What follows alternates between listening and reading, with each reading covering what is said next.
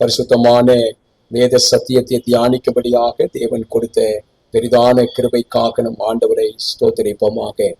இந்த நாளிலும் நாம் சிந்திக்க இருக்கிற மிக அற்புதமான சத்தியம், அந்த சத்தியத்தினுடைய தலைப்பு என்னவென்றால், மீதமானவர்கள் யார் என்பதை நாம் இந்த நாளிலே மிக கருத்தாக சிந்திக்கும்படியாக இருக்கிறோம். இன்றைக்கு அநேக சபைகள் இந்த உலகத்தில் இருக்கிறது. அந்த சபைகளிலே அநேக சபைகள் நாங்கள் மீதமான சபை என்று சொல்லிக் கொள்கிறார்கள். ஆகவே இந்த நாளிலே மீதமான சபை என்றால் என்ன, மீதமான சபை யார், இந்த மீதமான சபையினுடைய கோட்பாடுகள் என்ன, அல்லது அவருடைய குணாதிசயங்கள் என்ன, கடைசி காலத்தில் இருக்கக்கூடிய மீதமான கூட்டம் யார் என்பதையெல்லாம் நாம் கருத்தோடு இந்த நாளிலே சிந்திக்கும்படியாக தியானிக்கும்படியாக இருக்கிறோம். கர்த்தர் நம்மோடு கூட இருந்து இந்த நாளின் சத்தியத்தை நாம் விளங்கி கொள்ளும்படியான கிருபைகளை தேவன் நமக்கு தருவாராக. மிக பிரசித்தி பெற்ற இரட்டை கோபுரம், அமெரிக்கா தேசத்திலே நியூயார்க்கில் உள்ள அந்த மிக பிரமாண்டமான இந்த இரட்டை கோபுரமானது தகர்க்கப்பட்டது. அந்த இரட்டை கோபுரம் தகர்க்கப்பட்ட போது அதில் இருந்த ஜனங்கள் மரித்து போனார்கள். பயங்கர சேதம் ஏற்பட்டது. விசேஷமாக அந்த இரட்டை கோபுரத்தில் இருந்த ஒரு தனியார் நிறுவனமானது, அந்த தனியார் நிறுவனம் அங்கே நடத்தப்பட்டிருந்தது, அலுவலகம் இருந்தது. அதுல வேலை செய்த எல்லாரும் மரித்து போனார்கள். அதனுடைய தலைமை அதிகாரி யாரெல்லாம் மரித்தார்கள் என்று கணக்கெடுக்கும் போது ஒரு சிலர் அந்த நாளிலே, அதாவது இந்த சம்பவம் நடந்த தேதி என்னவென்றால் செப்டம்பர் 11 2001 அன்று நடைபெற்றது. அன்றைக்கு இந்த இரட்டை கோபுரத்தில் உள்ள அந்த அலுவலகத்திற்கு ஒரு சிலர் வராமல் இருந்தார்கள். ஆகவே அவர்களை அழைத்து, நீங்கள் எதனால் அலுவலகத்துக்கு வரவில்லை, நீங்கள் எப்படி இந்த இரட்டை கோபுரம் தாக்குதலிலே தப்பித்துக் கொண்டீர்கள், உங்களுக்கு முன்னக்கூட்டியே இதை பற்றி தெரியுமா, அல்லது நீங்கள் எதர்ச்சியாக நீங்கள் அதிலிருந்து தப்புவிக்கப்பட்டீர்களா என்றெல்லாம் அவர்களை அழைத்து கேட்ட பொழுது, அன்றைக்கு அந்த அலுவலகத்தில், இரட்டை கோபுரத்தில் அமைந்துள்ள அந்த அலுவலகத்திற்கு வராமல் இருந்தவர்கள் ஒவ்வொருவரும் ஒவ்வொரு காரணத்தை சொன்னார்கள். ஒருவருடைய குழந்தை சுகமில்லாமல் இருந்தது, மருத்துவமனைக்கு அழைத்து சென்றிருந்தேன். ஒருவர் சொன்னார், நான் வரும்போது நான் எப்பொழுதும் ஏறுகிற வாகனத்தை, நான் பஸ்ஸை விட்டுவிட்டேன், ஆகினால எனக்கு தாமதமாக வர இஷ்டமில்லை, நான் விடுமுறை எடுத்துக்கொண்டேன். இப்படி ஒவ்வொருவரும் ஒவ்வொரு காரணத்தை சொன்னார்கள். ஆனால் ஆச்சரியம் என்னவென்றால், அன்றைக்கு அலுவலகத்திற்கு வராமல் இருந்தவர்கள் மாத்திரம் தப்புவிக்கப்பட்டார்கள். அந்த அலுவலகத்திற்கு உண்மையாய் வந்தவர்கள், வேலைக்கென்று ஆயத்தப்பட்டு வந்தவர்கள் எல்லாரும் மரித்து போனார்கள். எனக்கு அன்பான தேவனுடைய பிள்ளைகளே, அந்த அலுவலகத்திற்கு வராமல் இருந்து மரித்து போகாமல் இருந்தவர்களுக்கு காரணங்கள் இருந்தது. வராமல் இருந்ததுக்கு காரணம் இருந்தது. அவர்கள் காரணம் இருந்ததினாலே அவர்கள் அன்றைக்கு அலுவலகத்திற்கு வரவில்லை. அவர்கள் அந்த இரட்டை கோபுரம் தாக்குதலில் அவர்கள் மரிக்கவும் இல்லை. அது அவர்களுக்கு ஒருவேளை சந்தோஷமாக இருந்திருக்கலாம். ஆனால் காரணத்தோடுதான் அவர்கள் அலுவலகத்திற்கு வராமல் இருந்தார்கள் என்பதை கண்டுகொண்டார்கள்.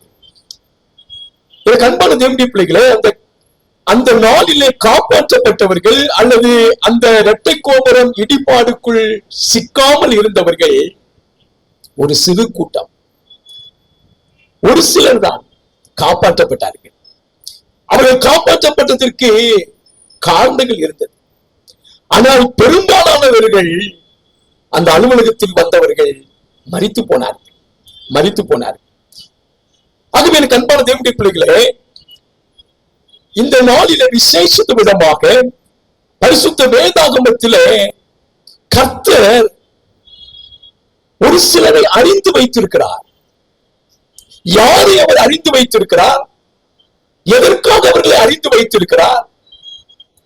அவர்களை இந்த உலகத்தில் இருந்து, இந்த உலகத்தின் ஆபத்தில் இருந்து அவர்களை தப்புவிக்கவோ, அவர்களை காப்பாற்றவோ, அவர்களை தேவனுடைய ராஜ்யத்தில் கொண்டு வந்து சேர்க்கவோ, அவர்களை மீட்கவோ அவர்களை அறிந்திருக்கிறார். தேவனுடைய பிள்ளைகளை அவர் யாரை அறிந்திருக்கிறாரோ அவர்கள் சிறுபான்மையான ஒரு கூட்டம், அவர்கள் மீதமானவர்கள் என்று பரிசுத்த வேதம் சொல்லுகிறார். அவர்களை தேவன் அறிந்திருக்கிறார், அவர்களும் தேவனை அறிந்திருக்கிறார்கள். அந்த சிறுபான்மையான அந்த மீதமான கூட்டம் உலக முழுவதிலும், உலக நெடுகிலும் ஒரு கூட்டம் இருந்தது. அது மீதமான கூட்டம், அது ஒரு சிறுபான்மையான கூட்டம். அந்த கூட்டத்தை கர்த்தர் அறிந்திருந்தார். அவர்கள் தேவனையும் நன்றாக அறிந்திருந்தார்கள். நாம் ஒரு வேதத்தில் ஒரு வசனத்தை வாசிப்போம். 2 தீமோத்தேயு 2வது அதிகாரம் 19வது வசனத்தை வாசிப்போம். ஆகிலும் தேவனுடைய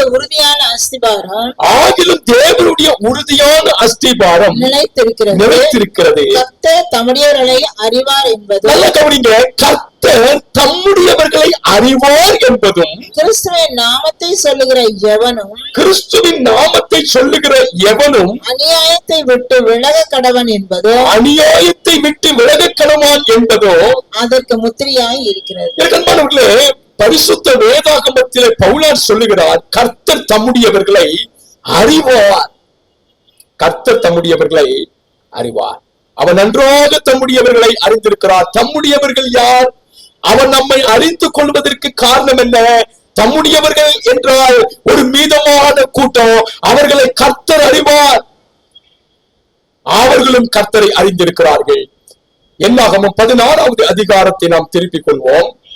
என்னாகமம் 16வது அதிகாரத்திலே 5வது வசனத்தில் கர்த்தர் தம்முடையவர்களை நிச்சயமாக அறிந்திருக்கிறார் என்பதை குறித்து நாம் வேதத்திலே வாசிக்கிறோம். என்னாகமம் 16:5 வாசிப்போம். அவன் கோராகையும் அவனுடைய எல்லா கூட்டத்தையும் நோக்கி, அவன் கோராகையும் அவனுடைய எல்லா கூட்டத்தையும் நோக்கி, நாளைக்கு கர்த்தர் நம்முடையவன் இன்னான் என்றும், கர்த்தர் நம்முடையவன் இன்னான் என்றும், மண்டையிலே சேர தாம் கட்டளையிட்ட பரிசுத்தவான் இன்னான் என்றும் காண்பிப்பார். தாம் கட்டளையிட்ட பரிசுத்தவான் இன்னான் என்றும் காண்பிப்பார். அப்பொழுது எவனை தெரிந்து கொள்வாரோ, அப்பொழுது கர்த்தர் எவனை தெரிந்து கொள்வாரோ அவனை தம்மிடத்தே சேர கட்டளையிடுவார். எனக்கு அன்பான தேவனுடைய பிள்ளைகளை, கோராகை குறித்து வேதம் சொல்லுகிறது.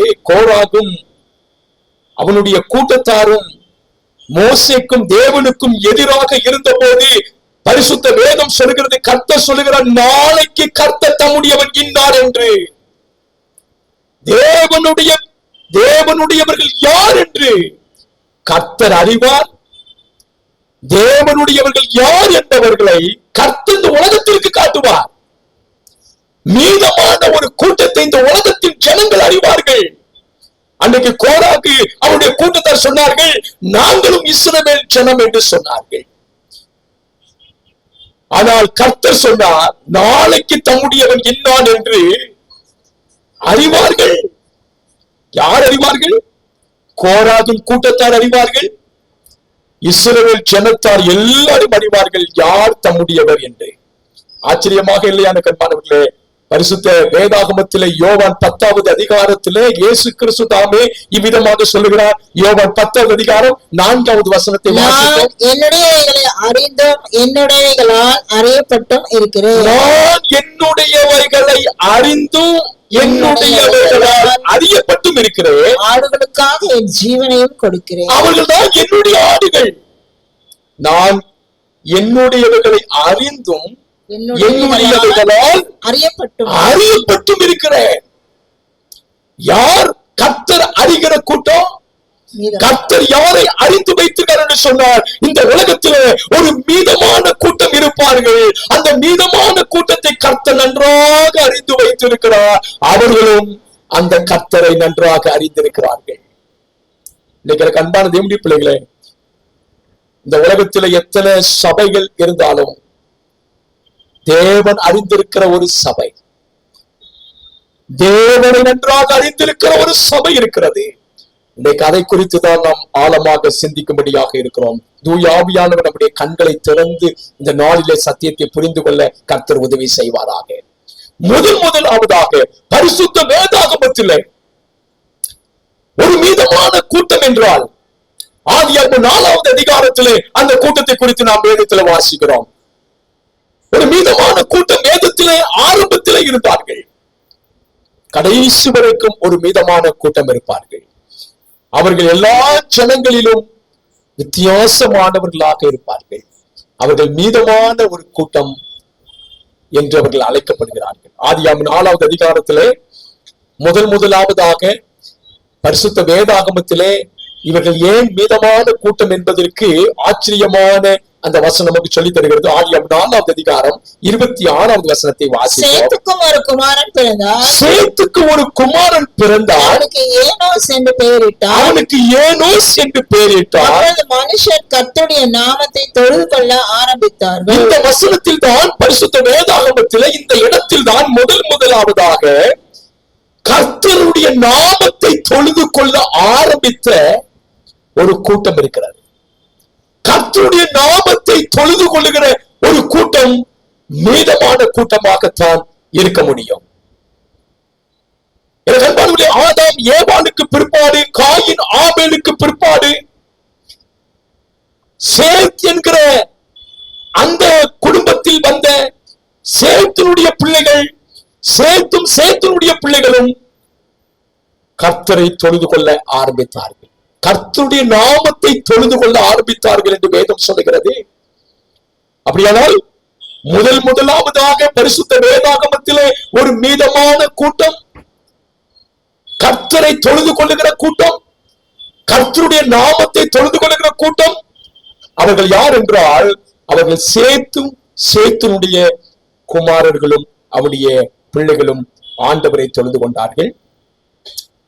இரண்டாவதாக ஒரு மீதமான கூட்டம், சிறு கூட்டம், இந்த உலகம் முழுவதையும் ஆண்டவர் அழிக்க வேண்டும் என்று எண்ணின போது, உலகத்தில் பாவம் மிக கொடுமையா இருந்த ஒரு காலத்துல, அந்த நோவாவின் காலத்துல மிகப்பெரிய ஜலப்பிரளயத்தினால இந்த உலகத்தை அழிக்க வேண்டும் என்று கர்த்தர் சித்தம் கொண்ட போது, அந்த அழிவில் இருந்து ஒரு குடும்பத்தை கர்த்தர் மீட்டுக் கொண்டார், ஒரு குடும்பத்தை கர்த்தர் காப்பாற்றினார். ஒரு குடும்பம், அது ஒரு சிறிய கூட்டமாக இருந்தது, அது ஒரு மீதமான கூட்டமாக இருந்தது.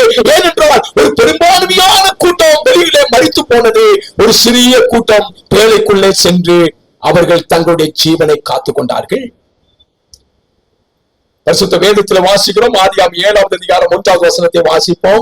கர்த்தர் நோவாவை நோக்கி, நீயும் உன் வீட்டார் அனைவரும் பேழைக்குள் பிரவேசியுங்கள்.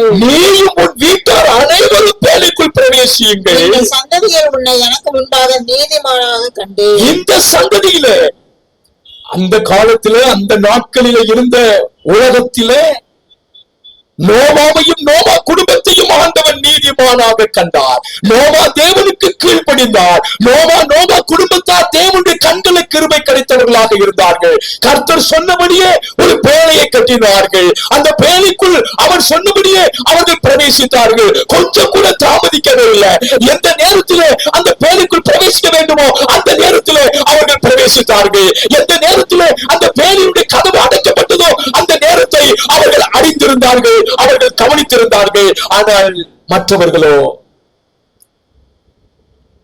மிகப்பெரிய ஜலப்பிரளயம் வந்த போது நோவா பேழையை திற, கதவை திற என்று சொன்ன போது நோவா சொன்னார், கர்த்தர் அடைத்து விட்டார், நான் எப்படி திறப்பது? ஒரு மீதமான கூட்டம் அந்த பேழைக்குள் இருந்து காப்பாற்றப்பட்டது. ஒரு பெரும்பான்மையான கூட்டம் அந்த பேழையில் வெளியில அவர்கள் மடிந்து போனார்கள். ஒருவரும் தப்பிக்கவில்லை, தப்பிக்கப்படவும் இல்லை. நோவா குடும்பத்தார் காப்பாற்றப்பட்டார். அன்பான தேவனுடைய பிள்ளைகளே, இன்னொரு ஒரு மீதமான கூட்டத்தை நாம் வேதத்தில் பார்க்க வேண்டும் என்று சொன்னால், இஸ்ரவேல் ஜனங்கள் அந்த எகிப்து தேசத்தை விட்டு பாலும் தேனும் ஓடுகிற கானான் தேசத்திற்கு மோசையினால் வழிநடத்தப்பட்ட போது சீன் வனாந்தரத்தில் அவர்கள் வந்தார்கள். 40 நாள் மோசையை காணோம்.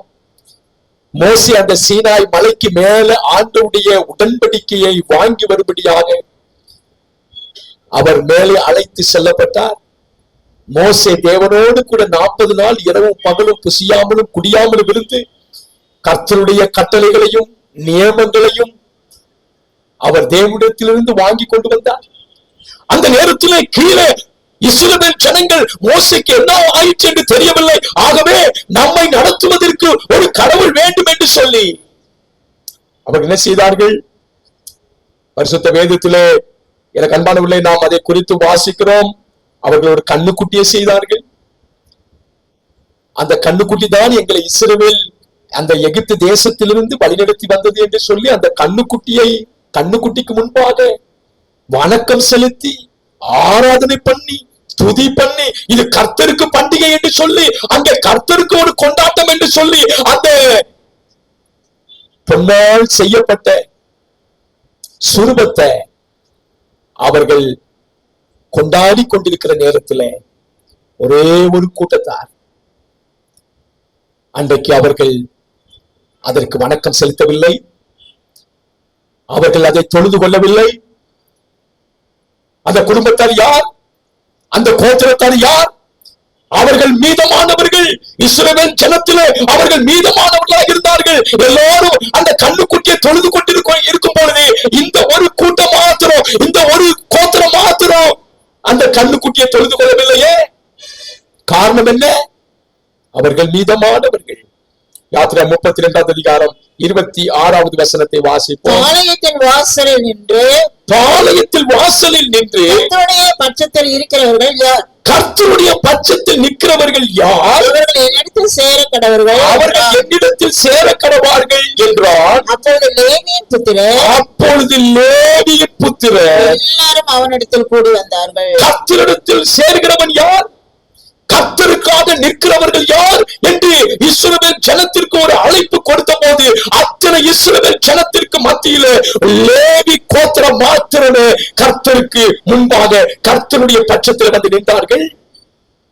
மற்ற எல்லோரும் அந்த கண்ணுக்குட்டியை தொழுது கொண்டார்களே. இந்த உலகத்திலே ஒரு மீதமான கூட்டம் கடைசி வரைக்கும் இருப்பார்கள். அந்த மீதமான கூட்டம் எப்படி இருப்பார்கள் என்பதை குறித்து இந்த நாளில் சிந்தித்துக் கொண்டிருக்கிறோம். ஒரு பெரும்பான்மையான கூட்டம் ஒரு காரியத்தை சொல்லிக் கொண்டிருக்கும் பொழுது ஒரு சிறுபான்மையான ஒரு மீதமான கூட்டமானது கர்த்தருக்கு பயந்து கர்த்தருக்கு கீழ்ப்படிந்து கர்த்தருடைய பட்சத்துல மீட்கப்படுகிற ஒரு கூட்டமாக இருப்பார்கள். உலக நெடுகிலும் நாம் பார்க்க முடிகிறது கண்பானவர்களே. இப்பொழுது எலியாவின் காலத்திலே எலியா தீர்க்கதரிசி சொன்னார், நான் ஒருவன் மாத்திரம் மீந்திருக்கிறேன், இஸ்ரவேல் ஜனத்திலே நான் ஒருவன் மாத்திரம் மீந்திருக்கிறேன் என்று சொன்ன பொழுது கர்த்தர் சொன்னார், எலியாவே நீ அப்படி நினைக்காதே, 7000 பேரை நான் மீதமாய் வைத்திருக்கிறேன். யாருக்கு முழங்கால் படினாத 7000 பேரு? பாகாலுக்கு முன்பாக முழங்கால் படியிடாத பாகாலை முத்தம் செய்யாத 7000 பேரை வைத்திருக்கிறார் என்று கர்த்தர் எலியாவுக்கு சொல்லவில்லையா? எலியா நினைத்தான் 450 பாகாலுடைய தீர்க்கதரிசிக்கு முன்பாக நான் ஒருவன் மாத்திரம் இருக்கிறேன் என்று சொன்னார். நீங்கள் யுக நெடுகிலும் பாருங்கள், என கண்பான வேதத்தை பாருங்கள். பெரும்பான்மையான கூட்டம் இந்த உலகத்தையும் இந்த உலகத்தின் காரியத்தையும் பின்பற்றும். ஆனா ஒரு சிறுபான்மையான கூட்டம், ஒரு மீதமான கூட்டம் அதில் இருப்பார்கள். அவர்கள் உண்மையும் உத்தமமாய் தேவனுக்கென்று இருக்கிறவர்கள். அது எலியாவின் காலத்துல 7000 பேரை கர்த்தர் வைத்திருந்த 1 ராஜாக்கள் 19வது அதிகாரம் 18வது வசனத்தை வாசிப்போம். ஆனாலும் பாகாலுக்கு முழங்காதிருக்கிற முழங்கால்களையும் அவனை முத்தம் செய்யாதிருக்கிற வாய்களையும் உடைய 7000 பேரை இஸ்ரவேலில் மீதியாக வைத்திருக்கிறேன் என்றார். அந்த பாகாலுக்கு முத்தம் செய்யாதிருக்கிற வாய்களையும் உடைய 7000 பேரை இஸ்ரவேலில் மீதியாக வைத்திருக்கிறேன் என்று கர்த்தர் சொல்லவில்லையா? எனக்கு அன்பான தேவனுடைய பிள்ளைகளை, கர்த்தருடைய பிள்ளைகளை யுக நெடுகிலும் ஆண்டவர் ஒரு மீதமான ஜனம் இருக்கத்தான் செய்கிறார்கள். அவர்கள் எனக்கு அன்பானவர்களே தேவனுக்கு சாட்சியாக உண்மையாக கர்த்தரை ஆராதித்து கர்த்தரை மகிமைப்படுத்தி அவருக்கே எல்லா துதி கனம் ஸ்தோத்திரம் மகிமையை செலுத்திக் கொண்டே இருக்கிற ஒரு மீதமான கூட்டத்தை நாம் பார்த்து கொண்டே இருக்கிறோம். வேதத்திலே நாம் கவனித்துக் கொண்டே இருக்கிறோம். இயேசு கிறிஸ்து இந்த உலகத்தில் இருந்த போது அவர் மீதமான கூட்டத்தை குறித்து என்ன சொன்னார்? லூக்காவின் சுவிசேஷம் ஒரு சில வசனங்களை நாம் வாசிப்போம். புதிய ஏற்பாட்டுல இயேசு கிறிஸ்து ஒரு மீதமான கூட்டத்தை குறித்து சொல்லுகிறார். கர்த்தருக்கு பிரியமான ஒரு கூட்டத்தை குறித்து சொல்லுகிறார். ஒரு சிறு கூட்டம் மாத்திரம் இருப்பார்கள், அவர்கள் என்ன செய்வார்கள், அவர்கள் எப்படி இருப்பார்கள் என்பதை குறித்து இயேசு கிறிஸ்து தாமே சொல்லுகிறார். லூக்காவின் சுவிசேஷம் 8வது அதிகாரம் 21வது வசனத்தை வாசிப்போம். அதற்கு அவர் தேவனுடைய வசனத்தை கேட்டு அதன்படி செய்கிறவர்களை எனக்கு தாயும் எனக்கு சகோதரமாய் இருக்கிறார்கள் என்றார். அதன்படி செய்கிறவர்களே எனக்கு தாயும் எனக்கு சகோதரருமாய் இருக்கிறார்கள் என்றார். இயேசு கிறிஸ்து இந்த உலகத்தில் இருந்த போது அவர் சொல்லுகிறார், யார் மீதமானவர்கள், யார் உண்மையானவர்கள், யார் கர்த்தருக்கு பிரியமா, யாரை கர்த்தர் நன்றாக அறிந்திருக்கிறார். தேவனுடைய வசனத்தை கேட்டு அதன்படி செய்கிறவர்களே எனக்கு தாயும் எனக்கு சகோதரமாக இருக்கிறார்கள் என்றார். எவ்வளவு ஆச்சரியம் என கண்பான தேவனுடைய பிள்ளைகளே, ஒரு மீதமான கூட்டத்தை கர்த்தராகிய இயேசு கிறிஸ்து குறித்து மிக தெளிவாக சொல்லுகிறார். இன்னொரு வசனத்தை நாம் வாசிப்போம். யோவான் 8வது அதிகாரம் 31வது வசனத்தை நாம் இயேசு தம்மை விசுவாசித்த யூதர்களை நோக்கி நீங்கள் என் உபதேசத்தில் நிலைத்திருந்தால் மெய்யாகவே என் சீஷராயிருப்பீர்கள். இந்த மீதமான ஒரு கூட்டத்தை குறித்து இயேசு கிறிஸ்து சொல்லுகிறார், எனக்கு சீஷர்களாய் இருக்கிறவர்கள் யார்? அவருக்கு சீஷர்கள் அவருடைய உபதேசத்தில் நிலைத்திருக்கிறவர்கள் அவருடைய சீஷர்களாய் இருப்பார்கள். அவர்கள் பெரும்பான்மையானவர்கள் அல்ல, அவர்கள் சிறுபான்மையான ஒரு சிறிய கூட்டமாக இருப்பார்கள். அவர்கள் மீதமானவர்கள். பெரிய கூட்டத்திலிருந்து ஒரு சிறிய கூட்டத்தை கர்த்தர் தமக்காக தெரிந்து கொள்கிறார். கர்த்தர் அவர்களை அறிந்திருக்கிறார், அவர்கள் கர்த்தரை அறிந்திருக்கிறார்கள். என்ன ஆச்சரியம் என கண்பானவர்களே, யோவான் 15வது அதிகாரத்திலே 14வது வசனத்தில் இந்த மீதமான ஒரு கூட்டத்தை குறித்து கர்த்தர் சொல்கிறார். அவர்கள் யார் என்பதை குறித்து நாம் வேதத்தில் வாசிக்கிறோம். நான் உங்களுக்கு கற்பிக்கிற யாவையும் நீங்கள் செய்வீர்களானால் என் சிநேகிதராய் இருப்பீர்கள். ஆண்டவராய் இயேசு கிறிஸ்து சொல்லுகிறார், என் சகோதரராய் இருக்கிறவர்கள் என்று சொல்லுகிறார், எனக்கு சீஷராய் இருக்கிறவர்கள் என்று சொல்லுகிறார். இப்பொழுது அவர் சொல்லுகிறார், என்னுடைய சிநேகிதர்களாய் இருக்கிறவர்கள். ஒரு மீதமான கூட்டத்தார். எனக்கு அன்பான தேவனுடைய பிள்ளைகளே, இந்த மீதமான கூட்டத்தாரை கண்டுபிடிக்க வேண்டும் என்றால் இன்றைக்கு இந்த செய்தியானது, நான் ஒரு மீதமான கூட்டமா, நான் ஒரு மீதமான சபையா, நான் இருக்கிற சபை ஒரு மீதமான சபையா என்று கண்டுகொள்வதற்கு இந்த நாளின் செய்தி உங்களுக்கு மிகவும் பிரயோஜனமாக இருக்கும் என்று கர்த்தருக்குள்ளாக விசுவாசிக்கிறேன். 1 யோவான் 9வது வசனத்தை நாம் வாசிப்போம். 1 யோவான் ஒரே ஒரு உபதேசத்திலே கிறிஸ்துவின் உபதேசத்திலே நிலைத்திராமல் நடக்கிற எவனோ தேவனை உடையவன் அல்ல.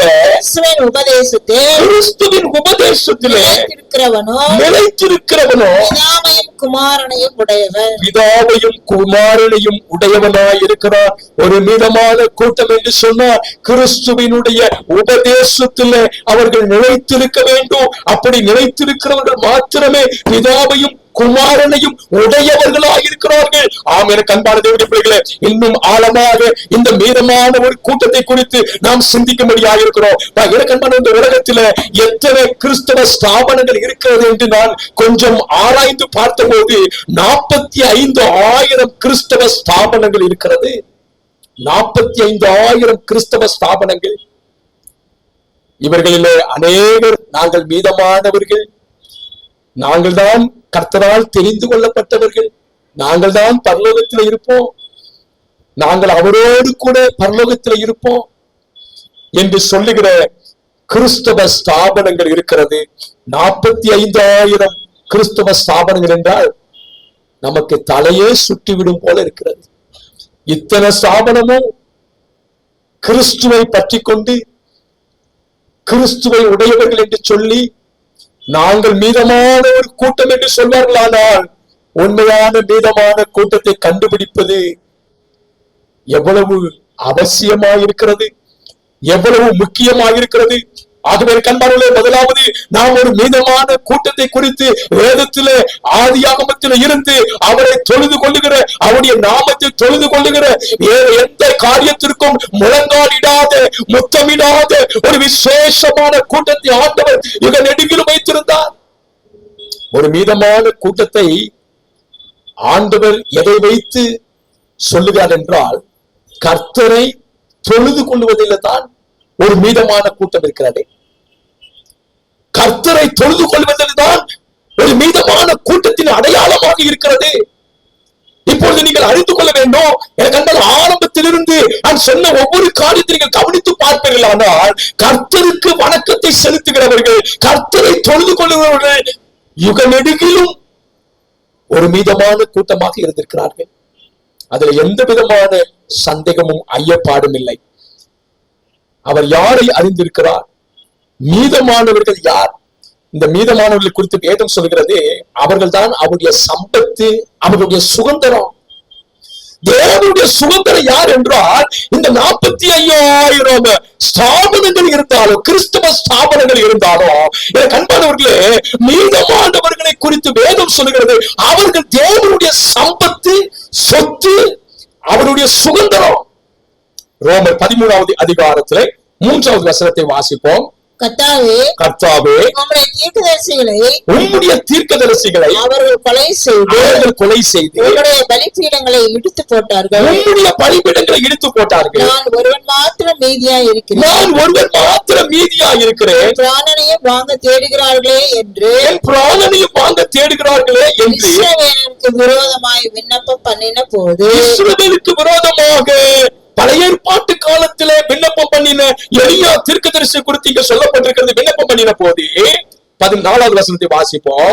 அவனுக்கு உண்டான தேவ உத்தரவு என்ன? அவனுக்கு உண்டான தேவனுடைய உத்தரவு என்ன? பாகாலுக்கு முன்பாக முழங்காற்படி இன்னும் கொஞ்சம் அதிகமாக ஆண்டவர் பரிசுத்த ஆவியை நமக்கு எழுதி வைத்திருக்கிறார். ஒன்று, பாகாலுக்கு முன்பாக முழங்கால் படியிடாத 7,000 பேரை எனக்காக மீதியாக வைத்தேன் என்பது. 7,000 பேரை எனக்காக மீதியாக வைத்தேன் என்பதே அப்படி போல இக்காலத்திலும் கிருபையினாலே உண்டாகும் தெரிந்து கொள்ளுதலின்படி ஒரு பங்கு மீதியாய் இருக்கிறது. தெரிந்து கொள்ளப்பட்டவர்கள் ஒரு பங்கு மீதியாய் இருப்பார்கள். அவர்கள் விசேஷமாக தெரிந்து கொள்ளப்பட்டவர்கள்.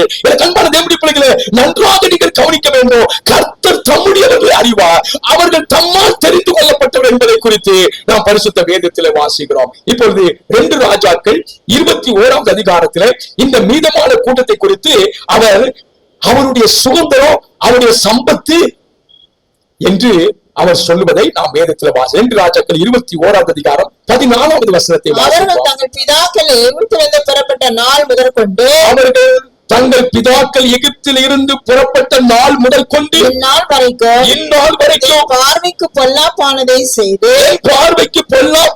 செய்து எனக்கு கோபம் ஊட்டி வந்தபடியினால் சுதந்திரத்தில் மீதியானதை கைவிட்டு அவர்கள் பகைஞரின் கையில் அவர்களை ஒப்புக் கொடுத்து என் சுதந்திரத்தில் மீதியானவர்கள் என்று பரிசுத்த வேதத்திலே ஆண்டவராகிய தேவன் தாமே சொல்கிறார். மீதமானவர்கள் யார் என்றால், அவர்கள் சுதந்திரவாளிகள்.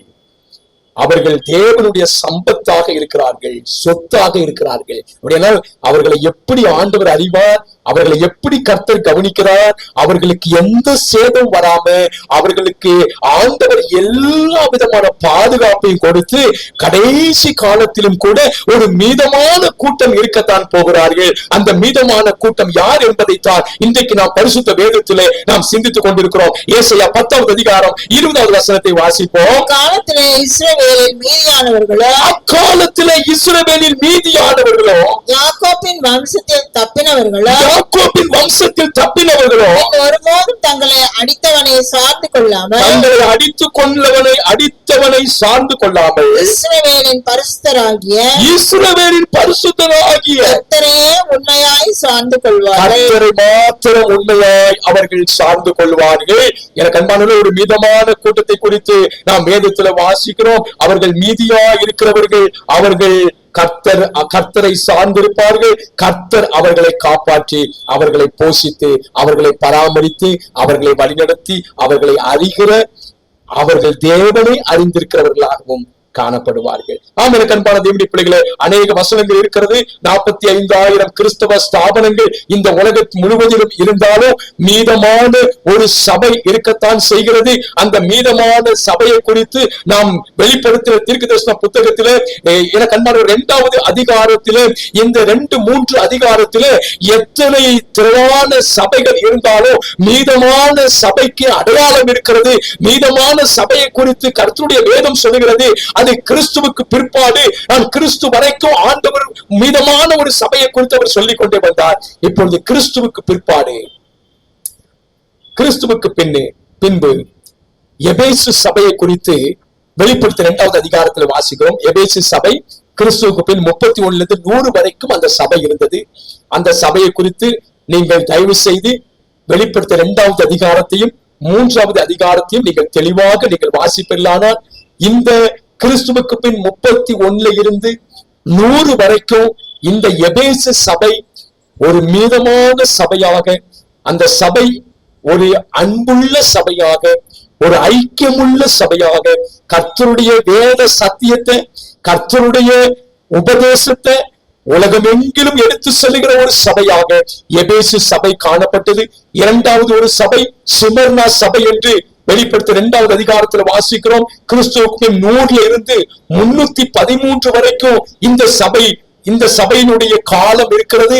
இந்த சபை அந்த காலகட்டத்தில் சிமர்னா என்கிற சபை ஒரு மீதமான சபையா இருந்தது. அந்த சபையில அநேக மாறுபாடான சத்தியங்கள் எழுப்பின போது இவர்கள் அசத்தியத்தை விட்டுவிட்டு சத்தியத்தை கடைபிடிக்கிறவர்களாக அவர்கள் மீதமானவர்களாக இருந்தார்கள். 3வது பெர்கமு சபை என்கிற ஒரு சபை பரிசுத்த வேதத்திலே வெளிப்படுத்த 2வது அதிகாரத்தில் ஒரு சபை இருந்தது. அது கிறிஸ்துவுக்கு பின் 313 இருந்து 538 வரைக்கும் இந்த சபையின் காலமாக இருந்தது. இந்த சபை அந்த காலகட்டத்தில் ஒரு மீதமான சபையாக இருந்தது. அந்த சபையில உபத்திரம் இருந்தது, அந்த சபையில துன்பம் இருந்தது. ஆனால் அந்த சபை விசுவாச பிள்ளைகள் கர்த்தருடைய சத்தியத்திலும் அவரை பற்றி கொண்டிருப்பதிலும் உறுதியாக அவர்கள் இருந்தபடியினாலே, அசத்தியத்தை அவர்கள் வெறுத்து சத்தியத்தில் நிலைத்திருந்தபடியினாலே அவர்கள் பெர்கமு சபை ஒரு மீதமான சபையாக காணப்பட்டது. 4வது ஒரு சபை தியத்திரா சபை. எத்தனை சபை இருந்தாலும் இந்த தியத்திரா சபையை குறித்து கிறிஸ்துவுக்கு பின் 538 இருந்து 1500 வரைக்கும் உள்ள அந்த காலகட்டத்தில் தியத்திரா சபை இந்த உலகத்தில் ஒரு மீதமான சபையாக, கிறிஸ்துவை பின்பற்றுகிற சபையாக, சத்தியத்திற்கு சாட்சியாக இருக்கிற ஒரு சபையாக இந்த தியத்திரா சபை இருந்தது. இது 4வது சபை. 5வது சபையை குறித்து நாம் வேதத்தில் வாசிக்கிறோம். வெளிப்படுத்த 2வது அதிகாரம் 3வது அதிகாரத்தில் இந்த 5வது சபை சர்வ சபையை குறித்து வாசிக்கிறோம். நீங்கள் இந்த சபையை குறித்து தெளிவாய் நீங்கள் வாசிக்க வேண்டும். ஏனென்றால் இந்த சபை எதனாலே அந்த காலகட்டத்தில் ஒரு மீதமான சபையா இருந்தது, ஆண்டவருக்கு உண்மை உத்தமமாய் இருந்த ஒரு சபையா இருந்தது என்பதை குறித்து நீங்கள் அறிய முடியும். ஆகவே 5வது சண்டை சபை கிறிஸ்துவுக்கு பின் 1500 இருந்து 1790 வரைக்கும் 1790 வரைக்கும் இந்த சபை இருந்தது. 6வதாக பிலதெல்பியா சபை என்று பரிசுத்த வேதம் சொல்கிறது. இந்த பிலதெல்பியா சபை கிறிஸ்துவுக்கு பின் 1790 இருந்து 1840 வரைக்கும் 1840 வரைக்கும் இந்த பிலதெல்பியா சபை இருந்தது. எனக்கு அன்பானவர்களே, இன்றைக்கு கடைசியாக கிறிஸ்துவின் வருகை வரைக்கும் இருக்க போகிற ஒரு சபை லவோதிக்கியா சபை என்று வெளிப்படுத்த 2வது 3வது அதிகாரத்தில் நாம் வாசிக்கிறோம். இந்த லவோதிக்கியா சபையினுடைய காலம் கிறிஸ்துவுக்கு பின் 1840 இருந்து 1840 துவங்கின இந்த சபை லவோதிக்கியா சபை. எனக்கு அந்த ஒரு மீதமான சபை, இந்த காலகட்டத்தில் ஒரு மீதமான சபை. இந்த சபை கிறிஸ்துவனுடைய 2ஆம் வருகை வரைக்கும் நிலைத்திருக்க போகிற ஒரு மீதமான சபை. இப்பொழுது எனக்கு அன்பான தேவனுடைய பிள்ளைகளை, கர்த்தருடைய பிள்ளைகளை அறிந்து கொள்ள வேண்டும். ஒரு மீதமான சபை கிறிஸ்துவுக்கு பிற்பாடு 31 இருந்து 1840 வரைக்கும் இருந்த ஒரு சபையை குறித்து, மீதமான சபையை குறித்து வெளிப்படுத்தல வாசிக்கிறோம். 1840 இருந்து கிறிஸ்துவுடைய வருகை வரைக்கும் இருக்க போகிற லவோதிக்கியா சபை.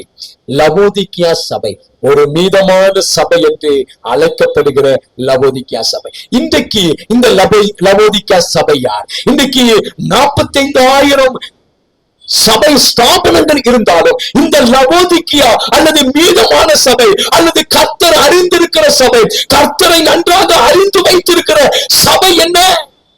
எது கர்த்தருடைய சபை? எது மீதமான சபை? அந்த மீதமான சபையினுடைய குணாதிசயம் என்ன? வெளிப்படுத்தல் 12ஆம் அதிகாரம் 17வது வசனத்தை நாம் வேகமாக வாசிப்போம். அப்பொழுது வலு சர்ப்பமானது, அப்பொழுது வலு சர்ப்பம் என்றால் சாத்தானை குறித்து சொல்லப்பட்டிருக்கிறது. அப்பொழுது வலு சர்ப்பமானது ஸ்திரீயின் மேல் கோபம் கொண்டு, ஸ்திரீ என்றால் சபை. எந்த சபை?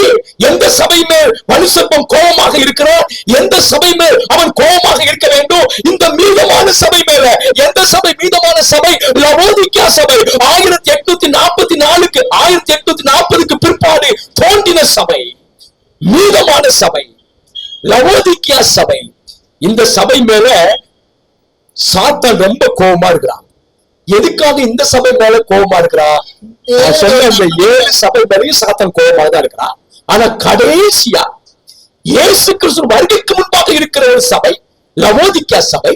இந்த சபை மேல ஏன் வலு சர்ப்பம் சாத்தான் ரொம்ப கோபமா இருக்கிறார் என்று சொன்னால் வேதம் சொல்லுகிறது, தேவனுடைய கற்பனைகளை கைக்கொள்ளுவர்கள், இந்த சபை தேவனுடைய கற்பனைகளை கை கொள்றவர்களாகவும் இயேசு கிறிஸ்துவை குறித்து சாட்சியை உடையவர்களும் ஆகிய, இரண்டாவதாக இந்த சபை இயேசு கிறிஸ்துவை குறித்து சாட்சி உடையவர்களாக இருக்கிறார்கள். அவருடைய சந்ததியான மற்றவர்களுடைய யுத்தம் பண்ண போயிட்டு. ஆகவே இந்த சபை மேல, இந்த சந்ததி மேல, இந்த சபை மேல சாத்தான் மிகவும் கோபமாக இருக்கிறார். சாத்தான் கோபமாக இருக்கிறதுக்கு 2 காரணம். ஒன்று, இந்த சபை, இந்த லவோதிக்கியா சபை, இந்த மீதமான சபை, இந்த கடைசி கால சபை என்ன செய்வாங்கன்னா, அவங்களுக்கு அடையாளம் என்னன்னா, அவங்க தேவனுடைய கற்பனைகளை கை கொள்றவர்கள், இயேசு கிறிஸ்துவை குறித்து சாட்சி உடையவர்கள்.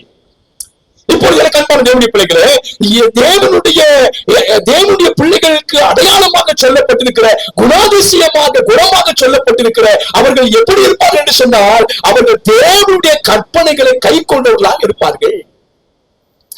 அவர்கள் தேவனுடைய கற்பனைகளை கை கொள்வார்கள். இயேசு கிறிஸ்து மேல் சாட்சி உடையவர்களாய் இருப்பார்கள். எனக்கு அன்பானவர்களே, இந்த தேவனுடைய கற்பனைகளை கை கொள்றவர்கள் என்றால் தேவனை போல குணம் உடையவர்கள். அவருடைய கற்பனை என்றால் குணம்.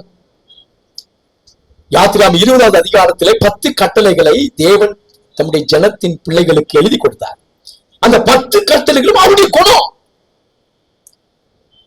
நீங்கள் அறிந்து கொள்ள வேண்டும், இந்த 10 கட்டளை ஒளிந்து விட்டது, அது தேவையில்லை என்று சொன்னால் கர்த்தருடைய குணத்தை எப்படி நாம் வெளிப்படுத்த முடியும்?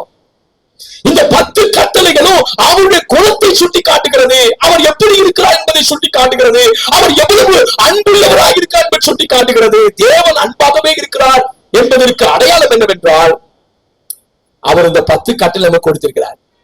அந்த 10 கட்டளைப்படி நாம் நடப்போமையானால் நாம் அவரிடத்தில் அன்பா இருக்கிறோம் என்று அறியப்படுகிறோம். வாசிப்போம் யோவான் 14வது அதிகாரம் 15வது வசனம். நீங்கள் என்னிடத்தில் அன்பா இருந்தால், நீங்கள் என்னிடத்தில் அன்பா இருந்தால் கற்பனைகளை கை கொள்ளுங்கள். இயேசு கிறிஸ்து தாமே சொல்லி இருக்கிறார், நீங்கள் என்னிடத்தில் அன்பா இருந்தால். அப்படி அன்பு என்றால் குணம், பிரியமானவர்களே. அந்த அன்பு யாரிடத்தில் இருக்கும் என்று சொன்னார், கர்த்தருடைய அந்த 10 கட்டளைகளை கடைபிடிக்கிறவர்கள் மாத்திரமே அவருடைய குணத்தை உடையவர்களாக இருப்பார்கள். என்னை என்று உனக்கு வேறு தேவர்கள் உண்டாயிருக்க வேண்டாம் என்பது முதல் பிரமாணம், கட்டளை என்றால் அதை மீறினால் அவரிடத்தில் அன்பு இல்லைன்னு அர்த்தம். எந்த சுரூபத்தையும் விக்கிரகத்தையும் நீங்கள் உண்டாக்க வேண்டாம், அவைகளை சேவிக்க வேண்டாம், நமஸ்காரம் பண்ண வேண்டாம் என்று சொன்னால், அதை செய்தோமையானால், எனக்கு அன்பானவர்களே, விக்கிரகங்களை நாம் வணங்குவோமையானால் அவரிடத்தில் அன்பு இல்லை என்று அர்த்தம். நாம் வேற யாருக்கும் அந்த அன்பை செலுத்துகிறோம் என்று அர்த்தம். அவருடைய நாமத்தை வீணிலே வழங்கக்கூடாது என்று சொன்னார். அவருடைய நாமத்தை நாம் வீணிலே வழங்குவோமையானால், அவருடைய நாமத்தை நாம் தரித்து கொண்டு நான் கிறிஸ்தவன் என்று சொல்லிக் கொண்டு நான் கிறிஸ்தவனாக வாழாமல் இருப்போமேயானால், நாம் அவரிடத்தில் அன்பு உள்ளவர்களாக இல்லை, அன்பு நம்மிடத்தில் இல்லை என்று அர்த்தம். அன்பு தேவனுடைய பிரமாணத்தில் இருக்கிறது. எனக்கு அன்பான முதல் 4 கற்பனை தேவனிடத்தில் அன்பு, மற்ற கற்பனைகள் பிறரிடத்தில் அன்பு. இந்த அன்புதானே தேவனுடைய குணம். அந்த குணம்தானே கற்பனை. இந்த கட்டளை என் கண்பான தேவனுடைய பிள்ளைகளே, ஓய்வு நாளை பரிசுத்தமாய் ஆசரிக்க நினைப்பாயாக என்று சொன்னால் அந்த கற்பனையை நாம் கடைபிடிக்கும் போதுதான் நாம் அவரிடத்தில் அன்பாக இருக்கிறோம். அந்த ஓய்வு நாளை நாம் கடைபிடிக்கவில்லை என்று சொன்னால் நாம் அவரிடத்தில் அன்பாக இல்லை என்று அர்த்தம். இந்த கற்பனை முழுவதும் அன்பை அடக்கி இருக்கிறது என கண்பான தேவனுடைய பிள்ளைகளே. அவர் அன்பாகவே இருக்கிறார் என்று சொன்னார். அவர் நமக்கு இந்த பிரமாணத்தை கொடுத்திருக்கிறார். இந்த கட்டளைப்படி நடக்கிறவர்கள் மாத்திரமே அவரிடத்தில் அன்பாக இருக்கிறார். அப்படியான தேவனுடைய கற்பனைகளை கை கொண்டு மேல சாத்தான் ஏன் கோபமா இருக்காங்க? அது தேவனுடைய குணம். அந்த குணத்தை கெடுத்து போடுவதும் அந்த குணத்தை குறைத்து போடுவதும் சாத்தானுடைய வேலையாக இருக்கிறது. அதை கட்டுவது தேவனுடைய வேலையாக இருக்கிறது, தேவ பிள்ளைகளுடைய வேலையாக இருக்கிறது. கொலை செய்யாதிருப்பாயாக என்று சொன்னால் கொலை செய்த இடத்துல அன்பு இல்லைன்னு அர்த்தம். விபச்சாரம் செய்யாதிருப்பாயாக என்று சொன்னால் நான் விபச்சாரம் செய்கிறவனா இருந்தா எங்கிடத்துல அன்பு இல்லைன்னு அர்த்தம். களவு செய்யாதிருப்பாயாக என்று சொன்னா நான் களவு செய்கிறவனா இருந்தா என்னிடத்துல அன்பு இல்லை. தாயும் தகப்பனையும் கனம் பண்ணுவாயாக என்று 5வது கட்டளை சொல்லுமையானால் நான் தகப்பனையும் தாயும் கனம் பண்ணவில்லை என்றால் அன்பு இல்லை. அன்பு இல்லை. அன்பு இல்லை என்றால் தேவனுடைய குணம் இல்லை. எனக்கு அன்பான தேவனுடைய பிள்ளைகளே, அப்படியானால் இன்னைக்கு எத்தனை ஸ்தாபனங்கள், சபைகள் தேவனுடைய கட்டளை இருக்கிறது, தேவனுடைய கட்டளை ஒழியவில்லை, இந்த 10 கட்டளைகளை நாம் கை கொள்ள வேண்டும் என்று சொல்லுகிறார்கள். சொற்பமான சபைகளே இந்த கட்டளையை கடைபிடிக்கிற சபைகள். எனக்கு அன்பான தேவனுடைய பிள்ளைகளே, முதலாவது தேவனுடைய கட்டளைகளை கை கொள்ளுவார்கள். இரண்டாவது அவர்கள் இயேசு கிறிஸ்துவை குறித்து சாட்சி உடையவர்களாக இருப்பார்கள். இயேசு கிறிஸ்துடைய சாட்சி என்றால் என்ன? ஒரு வசனத்தை நாம் வாசிப்போம். வெளிப்படுத்த 19வது அதிகாரம் 10வது வசனத்தை பாருங்கள். இயேசு கிறிஸ்துவை பற்றி சாட்சி என்றால் என்ன என்பதை குறித்து வேதம் சொல்கிறது. அப்பொழுது அவனை வணங்கும்படி அவனுடைய பாதத்தில் விழுந்து அவன் என்னை நோக்கி இப்படி செய்யாதபடிக்கு பார், உன்னோடு இயேசுவை குறித்து சாட்சியிட்ட சகோதரனோடு கூட நானும் ஒரு ஊழியக்காரன். தேவனை தொழுது கொள். இயேசுவை பற்றின சாட்சி தீர்க்கதரிசனத்தின் ஆவியாய் இருக்கிறது. இயேசுவை குறித்து சாட்சி என்னன்னா தீர்க்கதரிசன ஆவி. எந்த சபை மீதமான சபை என்றால் அந்த சபையில தீர்க்க தரிசனம் சொல்லப்பட வேண்டும். அந்த சபையில தீர்க்க தரிசன ஆவி இருக்க வேண்டும். அந்த சபை தீர்க்க தரிசனம் உரைக்கிற சபையா இருக்க வேண்டும். நடக்க போகிற சம்பவங்களை முன்னதாகவே சொல்லுகிற சபையா இருக்க வேண்டும். நடக்க போகிற சம்பவம் என்று சொன்னால்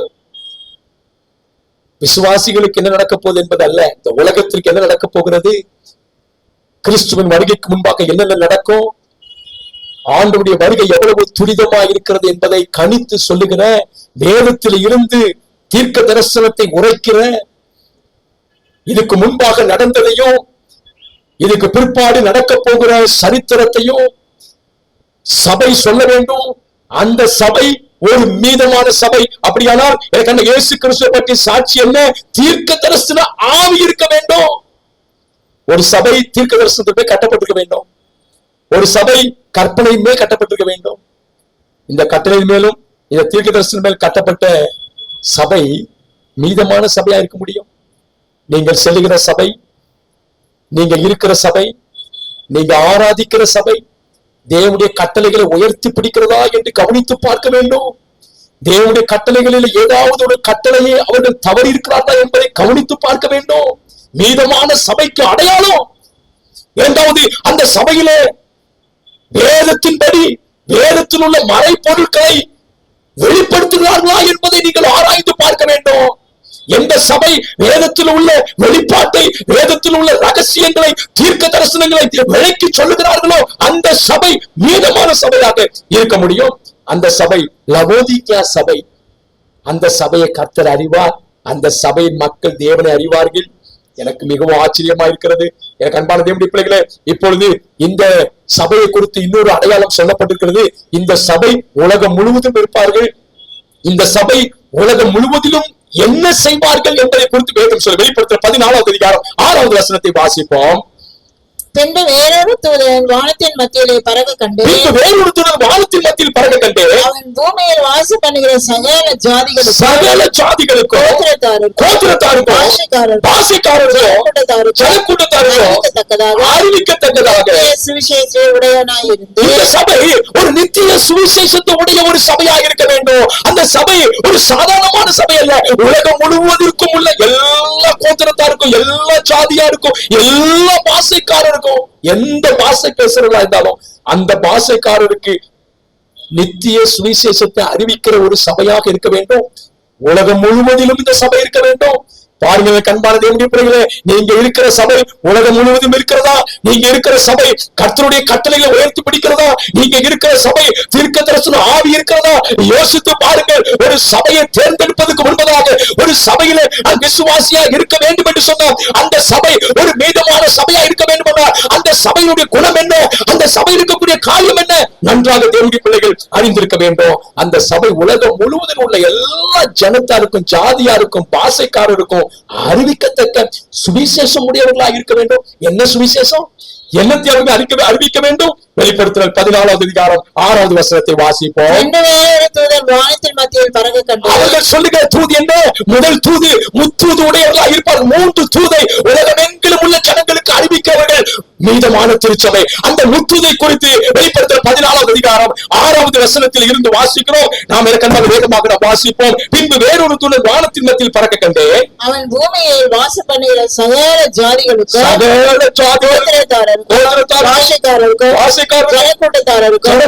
அறிவிக்கத்தக்கதாக சுவிசேஷத்தை உடையவனாய் நித்திய சுவிசேஷம் மிகுந்த சத்தமிட்டு 7வது வசனம் சொல்கிறது. வெளிப்படுத்தல் 14:7 மிகுந்த சத்தமிட்டு தேவனுக்கு பயந்து கவனிக்க பிரியமானவர்களே, உலகமெங்கிலும் உள்ள எல்லா ஜாதியாருக்கும், எல்லா பாஷைக்காரருக்கும், உலகத்தில் உள்ள எல்லா தேசங்களுக்கும் சொல்ல வேண்டிய சத்தியம், தேவனுக்கு பயந்து அவரை மகிமைப்படுத்தி அவர் நியாய தீர்ப்பு கொடுக்கும் வேலை வந்தது. அவர் நியாய தீர்ப்பு கொடுக்கும் வேலை வந்தது. வானத்தையும் பூமியையும் சமுதிரத்தையும் நீரூற்றுகளை உண்டாக்கினவரையே தொழுது கொள்ளுங்கள் என்று கூறினார். இந்த கடைசியில் இருக்கக்கூடிய இந்த லவோதிக்கா திருச்சபை, கடைசி திருச்சபை, இயேசு கிறிஸ்து வருகைக்கு முன்பாக இருக்கக்கூடிய ஒரு மீதமான சபை, அல்லது என கண்பானவர்களே 1,44,000 பேர் என்று சொல்லக்கூடிய அந்த சொற்பமான மீதமான சபை, மீதமான விசுவாச பிள்ளைகள் இருப்பார்களே, அவர்களை குறித்து வேதம் சொல்லுகிறது. அவர்கள் வானத்தையும் பூமியும் சமுத்திரத்தின் நீருட்டு உண்டாக்கினவரையே தொழுது கொள்வார்கள். தொழுகைதான் எனக்கு அன்பான தேவனுடைய பிள்ளைகளே, ஆதியிலிருந்து வெளிப்படுத்தல் கடைசி வரைக்கும் தேவனுடைய பிள்ளைகளுக்கு அடையாளமாக இருக்கிறது. எந்த நாள்ல நாம் தொழுது கொள்கிறோம், எப்படி நாம் தொழுது கொள்கிறோம்? எனக்கு அன்பான தேவனுடைய பிள்ளைகளை, 2 விதமான தொழுகை இருக்கிறது. உலகம் முழுவதிலும் இருக்கக்கூடிய கிறிஸ்தவர்கள், நான் மற்றவர்களை சொல்லவில்லை, கிறிஸ்தவர்கள் 2 நாளை தொழுது கொள்கிறார்கள். ஒரு கூட்டத்தார், அவர்கள் பெரும்பான்மையாளர்கள் அல்ல, உலகம் எங்கிலும் இருக்கிற கூட்டத்தார், அவர்கள் பரிசுத்தமான ஓய்வு நாளை 7ஆம் நாளிலே தொழுது கொள்கிறார்கள். சனிக்கிழமை தொழுது கொள்கிறார்கள். இன்னொரு பெரும்பான்மையான கூட்டத்தார் ஞாயிற்றுக்கிழமை தொழுது கொள்கிறார்கள். ஞாயிற்றுக்கிழமை தொழுது கொள்கிற கிறிஸ்தவர்கள் இருக்கத்தான் செய்கிறார்கள். பெரும்பான்மையானவர்கள் இருக்கிறார்கள். அந்த சபைகளில கூட்டம் பெருக்கெடுத்து இருக்கிறது. எனக்கு அன்பான தேவனுடைய பிள்ளைகளே, வேதம் சொல்லுகிறது, வானத்தையும் பூமியும் சமுத்திரத்தின் நீரூற்றுக்களையும் உண்டாக்கினவரையே தொழுது கொள்ளுங்கள். அவர் சிருஷ்டிகர்த்தர். அவர் 7ஆம் நாளோ உன் தேவனாய கர்த்தருடைய ஓய்வு நாள் என்று சொல்லி இருக்கிறார். ஆனால் இன்றைக்கு உலகத்திலே முதல் நாள் ஓய்வு நாளாக தொழுது கொண்டிருக்கிறார்கள், தொழுது கொண்டு வருகிறார்கள். நாம் பார்க்கிறோம், அவர்கள் எவ்வளவுதான் அவர்கள் பயபக்தியோடு அந்த முதலாம் நாள்ல தொழுது கொண்டாலும் அவர்கள் மீதமானவர்கள் இல்லையே. ஒரு மீதமான கூட்டத்துக்குரிய அடையாளம் அவர்கள் எந்த நாளிலே யாரை தொழுது கொள்வார்கள் என்பதுதான். வெளிப்படுத்த 14ஆம் அதிகாரம் 8வது வசனத்தை பாருங்கள். 2வது தூதை இந்த மீதமான சபை உலகம் எங்கிலும் சொல்வார்கள். வேறொரு தூதன் பின் சென்று பாபிலோன் மகாநகரம் விழுந்தது தன் வேசித்தனமாகிய விக்கிரகமான மதுரை சகல ஜாதிகளுக்கும் குடிக்க கொடுத்தாலே. இந்த பாபிலோன் யார்? எனக்கு அன்பானவர்களே, இந்த இயேசு கிறிஸ்துவின் வருகைக்கு முன்பதாக இருக்கக்கூடிய பாபிலோன் யார்? அது ரோம ராஜ்யம், அது ரோம அரசாட்சி, போப்பு அரசாட்சி. நமக்கு நன்றாக தெரிகிறது பிரியமானவர்களே. இந்த பாபிலோன் மகாநகரம் விழுந்து எதில விழுந்தது? சத்தியத்திலே அது மருள விழுந்து போனது. அசத்தியங்களை திருச்சபையில கொண்டு வந்தது. இன்றைக்கு எத்தனை கோலாகாலம், எத்தனை பிரமாண்டம் இந்த சபையில, பாபிலோன் சபையில. வேதம் சொல்லுகிறது பாபிலோன் விழுந்தது விழுந்தது. ஆண்டவருடைய பிள்ளைகளும் இந்த பாபிலோனை கண்ணோக்கி பார்க்கிறார்கள், அந்த பிரம்மாண்டத்தை பார்க்கிறார்கள், அந்த பயங்கரமான காட்சி அவர்கள் கண்டு ஐயோ இப்படியெல்லாம் இருக்கிறது என்று நினைக்கிறார்கள். ஆனால் எனக்கு அன்பான தேவனுடைய பிள்ளைகளே, கர்த்தருக்கென்று ஒரு மீதமான கூட்டம் இருக்கிறது. அது பெரும்பான்மையான கூட்டம் அல்ல, அது சிறிய கூட்டம். அந்த கூட்டத்தை குறித்து வேதம் சொல்கிறது. எனக்கு அன்பானவர்களே, அவர்கள் சொல்வார்கள் பாபிலோன் விழுந்துருச்சு, ரோமம் விழுந்துருச்சு, அது மருள விழுந்து போனது. அது வேசித்தனமாகிய உக்கிரமான மதுவை, அசத்தியத்தை, உக்கிரமான மது என்ற அசத்தியத்தை உலகத்தில் உள்ள சகல ஜாதிகளுக்கு கொடுக்க கொடுத்தாலே. இன்னைக்கு உலகம் எங்கிலும் இருக்கக்கூடிய சபை ரோம சபை. இந்த சபையை குறித்து நாம் அறிந்திருக்கிறோம். அது வேசித்தனமாய் உக்கிரமான மதுவை சகல ஜாதிகளுக்கு கொடுக்க கொடுத்து இன்னைக்கு புரோட்டஸ்டாண்ட் சபைகளும் அந்த சபையிலிருந்துதான் வந்தார்கள். புரோட்டஸ்டாண்ட் சபைகள் எல்லாம் ரோமன் கத்தோலிக்க சபை தாய் சபை, அதிலிருந்து வந்த சபைகள் புரோட்டஸ்டாண்ட் சபைகள். ஆனால் அந்த தாய் சபை என்ன சொல்லுகிறார்கள்? நாங்கள் தான் சனிக்கிழமை ஓய்வு நாளை ஞாயிற்றுக்கிழமைக்கு மாற்றினோம் என்று சொல்லுகிறார்கள். வெளிப்படையாக சொல்லுகிற அந்த சபையை பரிசுத்த வேதம் சொல்லுகிறது. பரிசுத்த ஓய்வு நாளை மாற்றின சபை, அந்த சபையை குறித்து நாம் வேதத்துல வாசிக்கிறோம். பாபிலோன், அந்த பாபிலோன் மகாநகரம் விழுந்தது விழுந்தது. மூன்றாவது தூது என்ன? வெளிப்படுத்த 14:9 பாருங்கள். அவர்களுக்கு பின்னே மூன்றாம் தூதன் வந்து, அவர்களுக்கு பின்னே மூன்றாவது தூதன் வந்து மிகுந்த சத்தமிட்டு மிருகத்தையும் அதன் சொரூபத்தையும், மிருகம் இருக்கிறது. மிருகம் என்றால் என்ன? அதன் சொரூபம் என்றால் என்ன? மிருகத்தையும் அதன் சொரூபத்தையும் வணங்கி தன் நெற்றியிலாவது கையிலாவது முத்திரையை தரித்துக் கொள்கிறவன், அந்த முத்திரையை தரித்துக் கொள்கிறவன் எவனோ அப்படிப்பட்டவனுக்கு கடைசி ஆண்டவருடைய வருகையில அவர்கள் அக்கினியிலே தள்ளப்படுவார்கள். யாருக்கு அக்கினி? கண்பானுள்ள வேதம் சொல்லுகிறது, மிருகத்தையும் அதன் சொர்க்கத்தையும் வணங்குவதில் தான் இருக்கிறது. பிரியமான நன்றாய் நீங்கள் கவனிக்க வேண்டும். தொழுது கொள்வதில் வணக்கத்தில் தான் இருக்கிறது. அப்படிப்பட்ட வணக்கத்தை நாம் யாருக்கு செலுத்த போகிறோம்? யாருக்கு நாம் வணக்கத்தை செலுத்துகிறோம்? பரிசுத்த ஓய்வு நாளிலே நாம் ஆண்டவரை தொழுது கொள்கிறவர்களா இருக்கிறோமா, அல்லது முதலாம் நாள் கர்த்தரை நாம் தொழுது கொள்வதாக இருப்போமா? நான் கடைசியாக முடிக்க போகிறேன். இந்த முத்துவை உடையவர்கள் மீதமான ஒரு கூட்டம். அந்த மீதமான கூட்டம் உலகம் முழுவதிலும் இருப்பார்கள். அவர்கள் தேவனுடைய கற்பனைகளை பிரதானமாக கைக்கொள்வார்கள். அவர்கள் தீர்க்க தரிசன ஆவிய உடையவர்களாக இருப்பார்கள். எனக்கு அன்பானவர்களே, அவர்கள் பாபிலோன் விழுந்தது விழுந்தது என்று சொல்வார்கள். அவர்கள் ஓய்வு நாளை ஆசரிக்கிற ஒரு கூட்டமாக இருப்பார்கள். அவர்கள் வேதம் சொல்லுகிறது, எனக்கு அன்பானவர்களே, அவர்கள் அந்த மிருகத்தினுடைய சொரூபத்தையும் அதனுடைய அந்த வணக்கத்தை நெற்றியிலும் கையிலும் பெறாதபடிக்கு, அந்த அடையாளத்தை பெறாதபடிக்கு, அந்த முதலாம் நாள் ஆராதனையை ஆராதித்து அந்த முத்திரையை பெறாதபடிக்கு கர்த்தருடைய முத்திரை, ஓய்வு நாள் முத்திரையை அவர்கள் தரித்திருப்பார்கள், அணிந்திருப்பார்கள். அவர்கள் ஓய்வு நாளை ஆசரிக்கிறவர்களாக இருப்பார்கள். கர்த்தரை தொழுது கொள்வார்கள். கடைசியாக ஒரு வசனத்தை வாசித்து நாம் நிறைவு செய்வோம். இந்த கூட்டத்தை, இந்த சிறுமையும் எளிமையான கூட்டத்தை ஆண்டவர் மீதியாக வைப்பேன் என்று சொல்லுகிறார். செப்பனியா 3:12 வசனத்தை வாசிப்போம். உன் நடுவே சிறுமையும் எளிமையுமான ஜனத்தை மீதியாக வைப்பேன். உன் நடுவிலே சிறுமையும் எளிமையுமான ஜனத்தை மீதியாக வைப்பேன். அவர்கள் கர்த்தருடைய நாமத்தின் மேல் நம்பிக்கையாய், அவர்கள் கர்த்தருடைய நாமத்தின் மேல், கர்த்தருடைய நாமம் என்றால் என்ன? குணம் என்றால் என்ன? பிரமாணம். கர்த்தருடைய பிரமாணத்திலே அவர்கள் நம்பிக்கையாய் இருப்பார்கள். கர்த்தருடைய நாமத்திலே அவர்கள் நம்பிக்கையாய் இருப்பார்கள். செப்பனியா 3:13 வாசித்து முடிப்போம்.